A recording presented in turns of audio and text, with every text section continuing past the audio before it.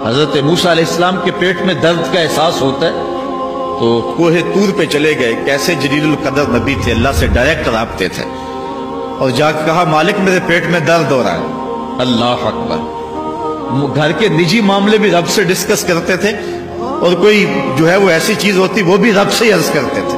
کہا میرے مالک میرے پیٹ میں درد کا احساس ہو رہا ہے, دوائی کی پوری لینی ہے تو وہ بھی جا کے کوہ طور سے رب سے ہی لیتے تھے. تو اللہ تعالیٰ فرمایا فلان جنگل میں چلے جاؤ, وہاں اس شکل کے پتوں کی ایک بوٹی ہے, اس کو توڑو نچوڑو, اس کا پانی پیو, تمہیں شفا مل جائے گی. حضرت موسیٰ علیہ السلام گئے اور جا کے بوٹی کو توڑا نچوڑا, پانی پیا, شفا ہو. کچھ عرصہ بیتا, دوبارہ اسی طرح کا درد جاگا. اب نسخہ تو ذہن میں تھا, کوہ طور پہ نہ گئے, اس جنگل میں چلے گئے اور جا کے بوٹی کو توڑا, اس کے پتے نچوڑے, پانی نکالا, پیا, لیکن درد اور زیادہ بڑھ جاتا. پھر دوبارہ آئے کوہ طور پہ, کہا مالک میں نے اسی درد پہ دوبارہ وہی بوٹی کا پانی پیا ہے, لیکن درد بڑھ گیا ہے. کہا موسیٰ اب جو آئے ہو کوہ طور پہ پہلے ہی آ جاتے. تو عرض کی مالک بوٹی بھی وہی اور درد بھی وہی.